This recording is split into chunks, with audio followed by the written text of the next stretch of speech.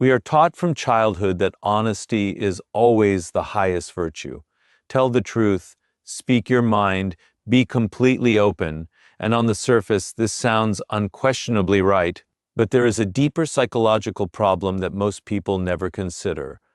Honesty without wisdom can become a form of self-sabotage. The issue is not truth itself.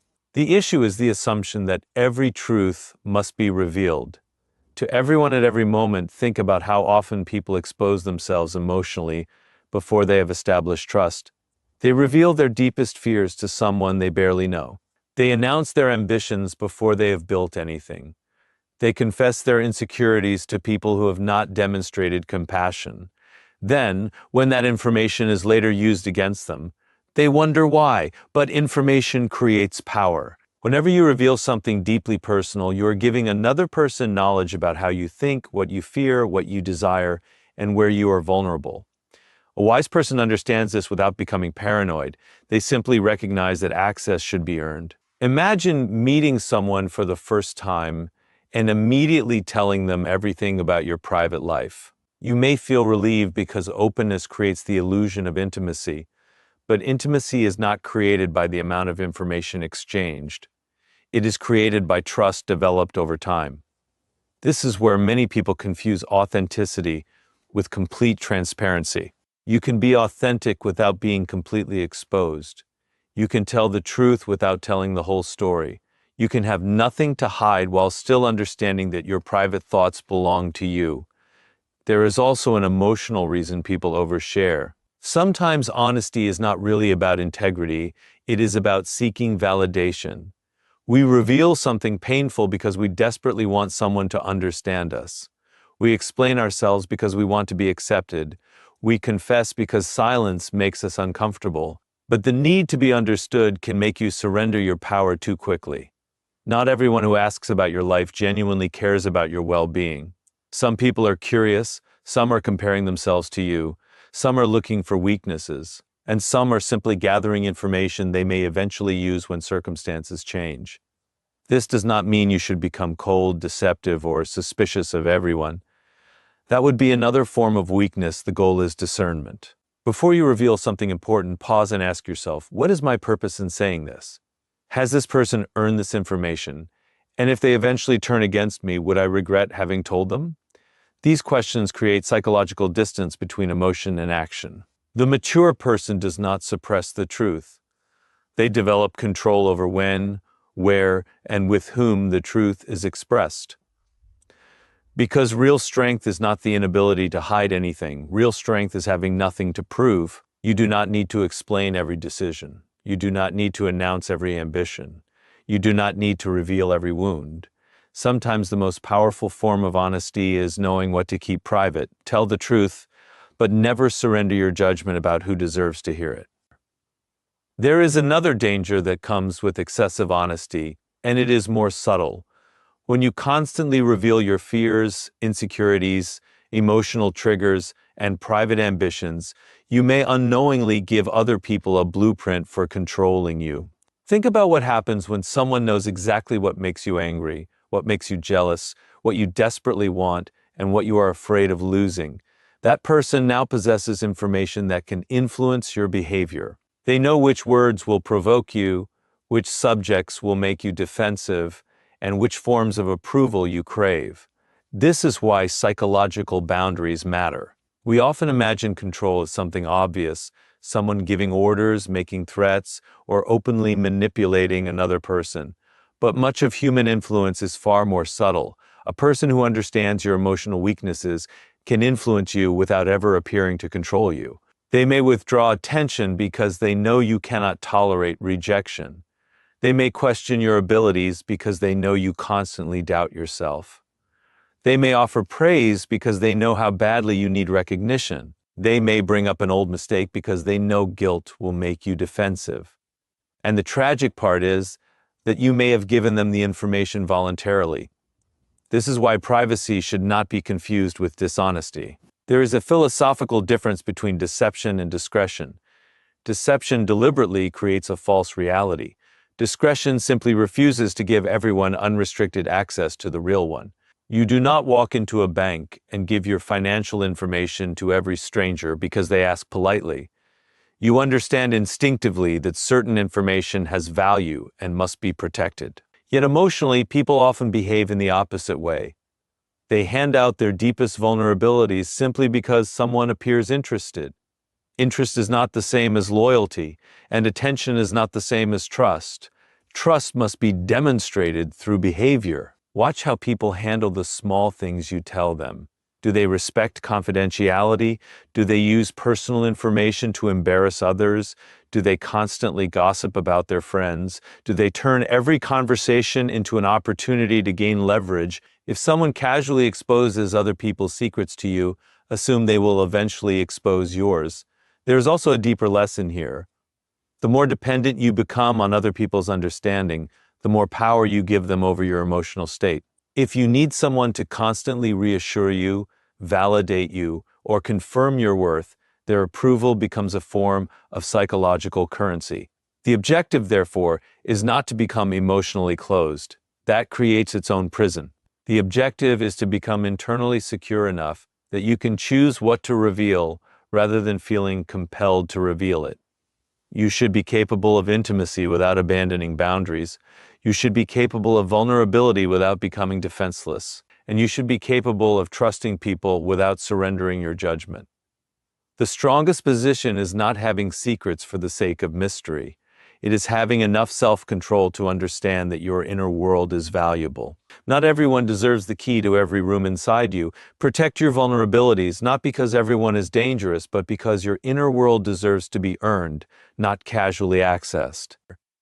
There is a common misunderstanding about authenticity. We are told that being authentic means showing everyone exactly who we are: our emotions, our fears, our opinions, our wounds, our ambitions. But if you think about it carefully, that definition of authenticity is incomplete. Authenticity does not require total exposure. You can be completely genuine while still maintaining boundaries. In fact, the ability to decide who gets access to different parts of you is one of the clearest signs of emotional maturity. Consider what happens when you meet someone new.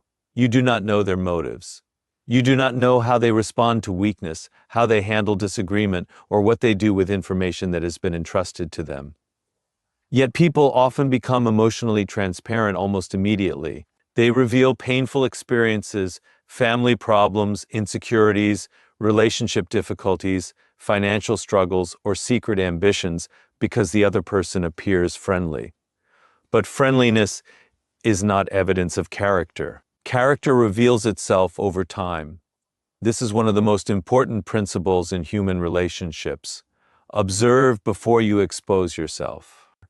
You are not required to distrust people. You are simply required to study their behavior. Watch how they speak about people who are not present. Watch what they do when someone disagrees with them.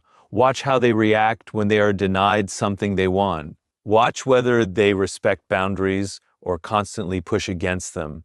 These moments tell you far more about a person than their promises ever will. Someone can tell you, "You can trust me," but trust is not established by a sentence. It is established through repeated behavior. And this becomes especially important because people have different reasons for wanting access to you. One person may genuinely want to understand you. Another may be fascinated by your weaknesses. Another may be comparing your life to theirs. Another may simply enjoy collecting information. You cannot always know which one you are dealing with at the beginning.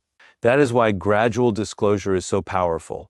You do not need to reveal your deepest thoughts immediately. Allow people to earn greater access through consistency. Give them something small and observe what they do with it. If they demonstrate respect, you can gradually open another door. This creates a natural psychological filter. The irony is that people who desperately want to be understood often reveal too much too quickly. They believe that if someone knows everything about them, that person will finally accept them. But genuine connection does not require emotional exposure without limits. Healthy relationships contain both openness and mystery.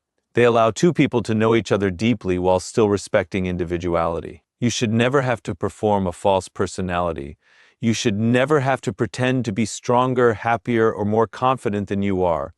but neither should you feel obligated to turn your private life into public property. There is tremendous freedom in realizing that you do not need everyone to understand you. Some people will misunderstand you. Let them.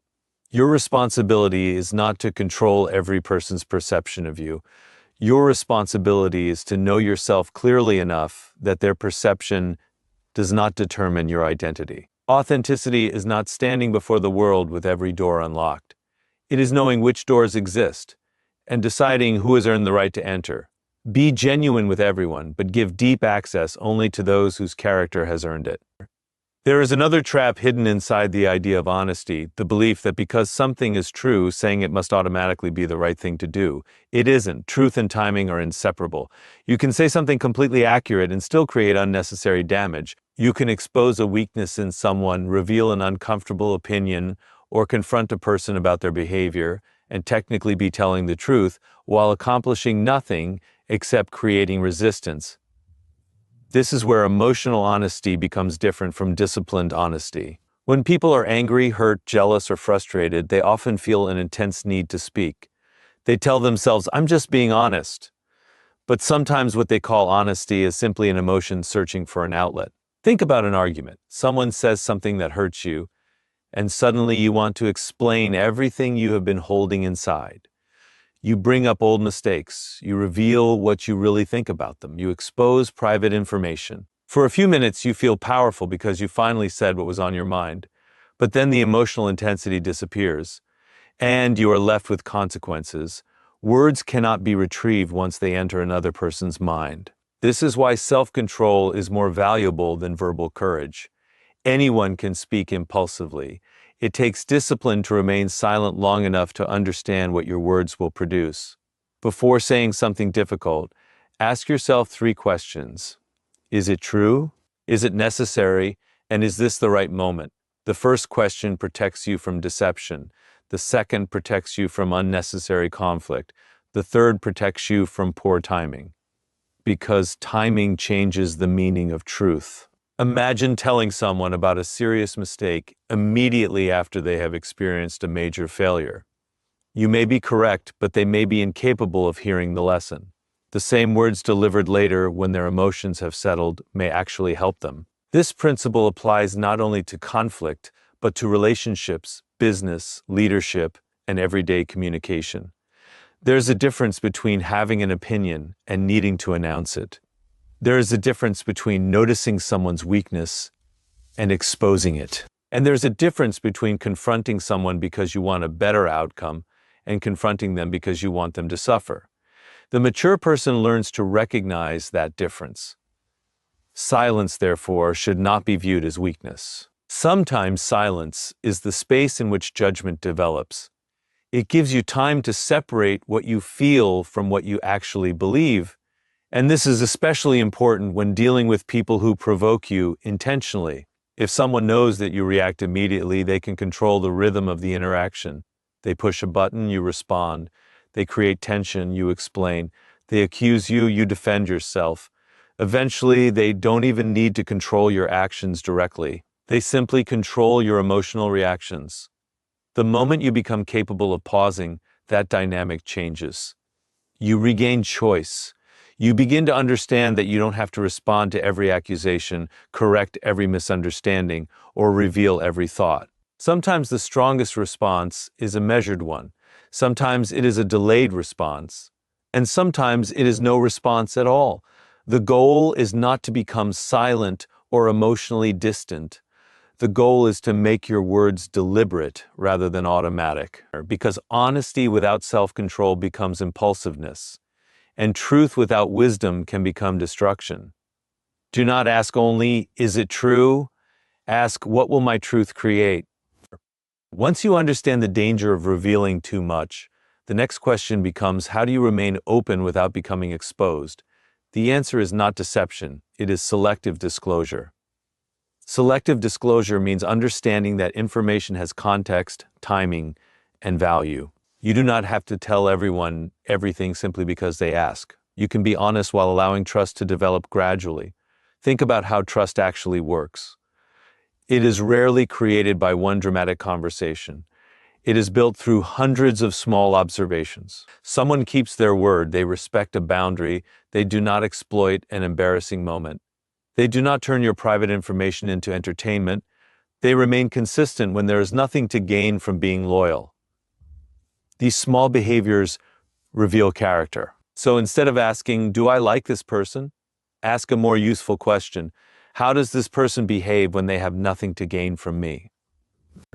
That question can save you from enormous disappointment, because people often reveal their character when there is an opportunity to exploit information. Give someone a small piece of personal information and observe what happens. Does it remain private? Does it somehow appear in another conversation? Does the person use it to make you feel insecure later? You are learning. And this process should not feel like a psychological game. It is simply observation. You are allowing reality to provide evidence before you make a judgment. There is also wisdom in controlling the pace of intimacy. Modern culture often encourages instant closeness. Someone tells you their deepest secret, and suddenly you feel obligated to tell them yours. Someone shares an emotional story, and you believe you must respond with an equally personal confession. But emotional intensity is not necessarily intimacy. Two people can have a powerful conversation and still know very little about each other's character. Real trust requires time because time exposes patterns. A person may behave perfectly for a week. It is much harder to maintain a false character for months or years. This is why patience becomes a form of protection. You can reveal yourself in layers. Start with what is appropriate to the relationship. Observe their response. Allow consistency to determine whether deeper access is deserved. And remember that boundaries are not walls designed to keep everyone out. They are filters designed to let the right people come closer safely. There is another advantage to selective disclosure. It gives you greater control over your own identity. When you constantly explain yourself, you become dependent on other people's reactions. You start modifying your behavior according to what they approve of. You reveal another piece of yourself, wait for validation, then reveal another. Eventually, your sense of self becomes entangled with the opinions of others. Selective disclosure breaks that pattern. You learn that not every thought needs an audience, not every dream needs an announcement, not every wound needs an explanation. Some things become stronger when they are allowed to develop privately. Your ambitions can grow before they are judged. Your healing can happen before it is discussed. Your plans can mature before outside opinions interfere with them. This does not mean living secretly. It means understanding that privacy gives certain things room to develop. So become generous with your kindness, honest with your principles, and careful with your private information. Let people earn access through consistency rather than receiving it through familiarity, because trust should never be granted simply because someone asks for it. Reveal yourself gradually. Let people's behavior decide how deeply they deserve to know you. And this brings us to the final lesson. The goal is not to become dishonest. The goal is to become disciplined with the truth. There is a great difference between lying and refusing to reveal everything. A lie attempts to manipulate another person's perception of reality. A boundary simply says, "This part of my life is private." You can be honest, honorable, and trustworthy while still keeping certain thoughts, plans, emotions, and experiences to yourself. In fact, one of the clearest signs of maturity is realizing that you do not have to explain yourself constantly. Think about how often people feel compelled to justify their decisions. Someone criticizes their choice, and immediately they begin explaining. Someone misunderstands them, and they feel desperate to correct the misunderstanding. Someone questions their ambition, and they begin defending why they want it. But every explanation creates another opportunity for judgment. The more you depend on other people understanding your choices, the more control they have over your emotional state. There will always be people who misunderstand you. There will always be people who judge your decisions without knowing the circumstances behind them. If you spend your life correcting every perception, you will eventually exhaust yourself trying to manage something you cannot control. A stronger approach is to let your actions speak over time. If your decision is sound, time can reveal it. If your character is genuine, consistency can demonstrate it. If your intentions are honorable, you do not need to announce them repeatedly. This is where unpredictability can also become a form of psychological freedom. When people know exactly what makes you angry, what makes you insecure, what you desperately want, and how you will respond to pressure, they can anticipate you. And what can be anticipated can often be influenced. But when you develop emotional control, you become less predictable in the healthiest sense. You do not react automatically. You pause. You observe. You decide. Someone provokes you, and instead of immediately defending yourself, you consider whether the situation deserves your energy. Someone criticizes you, and instead of instantly explaining yourself, you ask whether there is anything useful in the criticism. Someone tries to pressure you into revealing something personal, and you recognize that you have the right to remain silent. This is not manipulation, it is self-possession. The philosophical lesson is deeper than simply learning when to speak. It is learning that your inner world does not belong to the crowd. Your fears belong to you. Your plans belong to you. Your private struggles belong to you. You can share them when sharing creates connection, healing, or understanding. But you should never feel obligated to reveal them merely because someone demands access. And perhaps this is what genuine confidence looks like. You stop trying to prove that you are honest. You simply become a person whose actions are consistent with their values. You keep your promises. You admit your mistakes. You speak truthfully. But you also understand silence, timing, privacy, and boundaries. You become honest without becoming exposed. You become open without becoming vulnerable to everyone. And you become authentic without becoming predictable.